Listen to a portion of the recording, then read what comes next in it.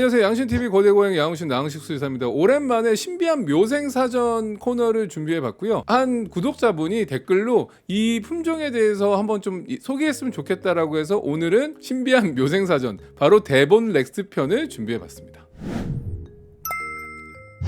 데본 렉스 하면 렉스 계통이라고 하면 뭔가 좀 곱슬거리고 이런 좀 품종인데요. 많은 분들이 약간 이런 특이적인 스핑크스? 약간 비슷하면 스핑크스의 약간 곱슬거리는 털만 있는 버전, 특징적인 모습, 털 이런 것들 때문에 많은 분들에게 최근에 사랑을 받고 있는 것처럼 느껴지고요. 이 데본 렉스라는 이 품종에 대해서 모르시는 분들이 있을 수도 있기 때문에 하나하나 설명을 드려볼까 해요. 많은 분들이 품종묘 하면은 좀 이렇게 막 인위적으로 만들어진 거냐 아니냐라고들 또 생각하실 수도 있는데, 이 데본 렉스 경우에는 자연적으로 발생된 품종입니다. 1960년대 영국의 데본셔라고 하는 지역에서 자연 돌연변이에 의해서 만들어진 개체라고 보시면 돼요. 그 야생 고양이로 교배가 됐는데, 이 교배된 후에 독특하게 이제 곱슬거리는 털을 가진 이 새끼 고양이가 태어나면서 이 데본 렉스라는 품종이 시작된 거죠. 그러면서 이 곱슬털 유전자가 지속적으로 유전되면서 데본 렉스라는 품종을 완전히 완성형으로 만들게 된 거예요.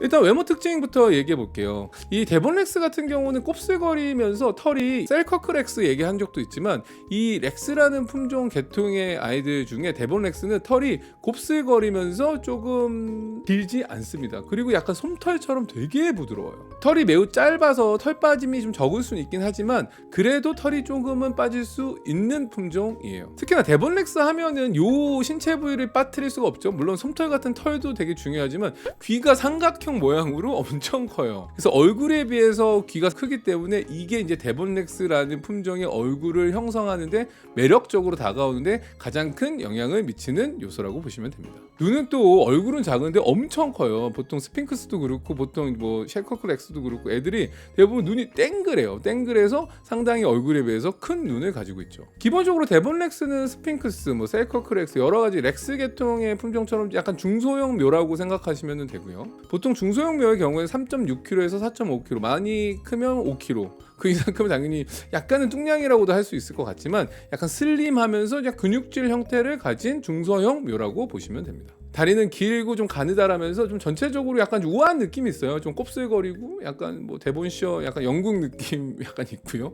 그리고 이제 솜털 같다 보니까 아이들이 약간 좀 우아한 느낌이 있는 거죠. 성격적인 부분은 데본 렉스 기본적으로 되게 사람 친화적이에요. 가족들 입양을 했을 때 사람들이랑 어울리는 것도 되게 좋아하고 활동적이고요. 기본적으로 애교도 많은 편이어서 되게 사랑스럽고 되게 애교쟁이인 경우도 많다고 보시면 돼요. 제가 스핑크스, 셀커크 렉스 약간 이런 렉스 계통의 얘기를 할 때 데본 렉스도 마찬가지지만 기본적으로 운동묘에 가까워요. 운동묘라는 거는 에너지가 많고 되게 활동적인 편이다라는 거죠. 그래서 장난감이라든가 놀이 같은 것들을 되게 자주 다양하게 제공해 줄 필요가 있습니다. 그리고 지능적인 측면에서도 상당히 똑똑한 편이기 때문에 먹이 장난감 같은 것들도 되게 뭐 1초컷, 3초컷 잘 풀고 잘 반응하고 학습하는 편이에요. 게다가 이 성격이 대박인 게 이 아이들이 충성심도 되게 높은 편에 속해서 강아지처럼 고양이가 보호자를 매우 따르고 매우 좀 복종도 잘하고 교육도 잘 되는, 어떻게 보면 강아지과의 비슷한 약간 그런 고양이로 보시면 좋을 것 같아요. 그래서 종종 이 데본 렉스를 강아지처럼 주인에게 복종하고 따라다니는 고양이로 묘사되기도 해요. 건강적인 측면을 얘기한다면 데본 렉스는 대표적으로 좀 피부 질환에 취약한 면이 있죠. 털이 곱슬거리고 하다 보니까 피부병이 없을 듯 하면서도 상당히 좀 있거든요. 특히나 지루성 피부염 같은 경우들이 취약하다라고 보시면 됩니다. 게다가 피부가 잘 건조해지고 좀 민감하다 보니까 털 관리에 신경을 좀 많이 쓰실 필요도 있어요. 그럼 데본 렉스 하면 이제 유전적 질환을 또 무시할 수도 없겠죠. 근데 유전적 질환이 조금 좀 무섭기는 해요. 왜냐면은 뭐 근육 위축증 같은 질환에 좀 호발되는 품종이기도 하고요. 고혈압 같은 것도 잘 걸린다고 알려져 있어요. 건강관리 측면에서 대표적인 질환은 다음과 같은데, 많이들 알고 계시는 비대성 심근증, 심근비대증 같은 질환에 취약하다라고도 알려져 있습니다. 당연히 비대성 심근증은 심장 근육이 두꺼워지면서 순환기 문제를 일으켜서 고양이들의 삶을 단축시키는 대표적인 심각한 질환이죠. 게다가 데본 데본렉스는 데본렉스 근병증이라고 하는 비틀거리는 고양이 증후군으로도 알려져 있는 이 질환에도 취약한 걸로 알려져 있어요. 최근에 이제 이슈가 있었죠. 근육병증 관련돼서 특징이 아이들이 근육에 이제 세포들이 파괴되면서 근력이 없어지니까 아이들이 중심을 잘 못 잡고 비틀거린다던가 이런 것들이 대표적인 증상인데 이 질환에 취약한 품종으로 알려져 있습니다. 이 질환이 뭐 언제 나타나는지는 잘 알려져 있지는 않지만 또 빠르면 생후 몇 주부터 뭐 1년 이전에도 나타나는 유전적 질환으로 알려져 있어요.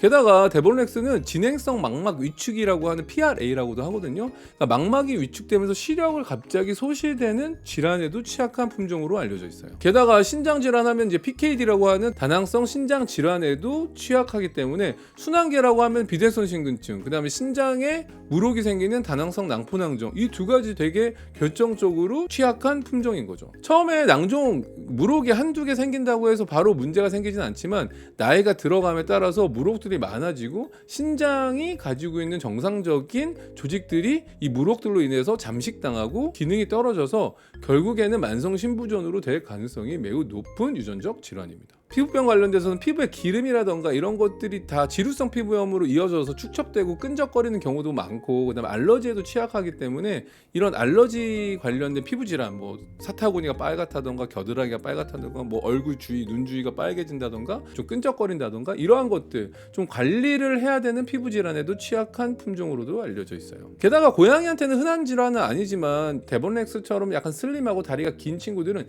슬개골 탈구에도 약간 취약한 품종으로 밝혀져 있습니다. 관리적인 측면에서 데본렉스는 그루밍하는 거는 다른 애들보다 좀 신경을 써야 될 필요도 있어요. 짧고 솜털 같이 좀 가느다란 털을 가지고 있기는 하지만 조금 뭐랄까 지루성 피부, 그러니까 기름이 잘 끼고 이런 것들 때문에 목욕을 다른 고양이들에 비해서는 조금 더 자주 시켜주고 관리를 할 필요가 있는 거죠. 뭐 데본렉스 품종 같은 경우는 기름기에 따라서 뭐 3개월에 한 번, 짧으면 한 달에 한 번 이렇게 목욕을 시켜야 되는 경우도 있고요. 아니면 빗질이나 이런 털 관리가 상당히 다른 고양이에 비해서 난이도가 높다라고 보시면 좋을 것 같아요. 그리고 사회성적인 측면에서는 데본렉스는 혼자 지내는 것보다는 다른 고양이라던가 아니면 사람들하고 특히나 어울리는 사회성이 상대적으로 꽤나 높은 품종으로도 알려져 있습니다. 당연히 에너지가 많고 운동량이기 때문에 먹는 것도 엄청 신경 써주셔야 되는데, 먹는 것도 에너지가 많은 고양이인 만큼 일반적인 식단보다는 좀 더 단백질이 많거나 지방이 많은 좀 고단백 습식을 제공하는 것도 추천드려요. 하지만 또 이렇게 이쁘다고 귀엽다고 너무 많이 주면 중소형 묘임에도 불구하고 아이들이 비만에 빠질 수 있기 때문에 적절한 식단 관리도 고민을 해보셔야겠죠. 데본렉스는 평균적으로 뭐 10살 이상 15년까지도 산다라고, 평균적인 수명이 고양이들이 15살이기 때문에 15살까지는 충분히 살 수 있는 품종이라고도 알려져 있는데, 워낙에 좀 유전적인 질환들이 좀 핵심적인 되게 좀 뭐라 그럴까, 삶을 단축시키는 뭐 비대선 신근증 아니면 다낭성 낭포낭종, 뭐 데본렉스 근병증이라고 하는 뭐 근육 위축증 이런 것들이 좀 노출되어 있다 보니까 좀 더 건강관리나 정기 검진에 대해서 조금 유의미하게 좀 신경 쓰실 필요도 있습니다. 그래서 외모로만 보면은 초보 집사분들이 혹할 수 있지만 관리적인 측면에서는 좀 중급 집사 이상의 분들이 입양을 하시는 게 더 좋지 않을까라는 게 제 개인적인, 아주 지극히 개인적인 의견이고요. 오늘 내용이 도움이 되셨다면 구독과 좋아요, 알람, 댓글까지 부탁드리면서 안녕. 모든 고양이는 이쁘다.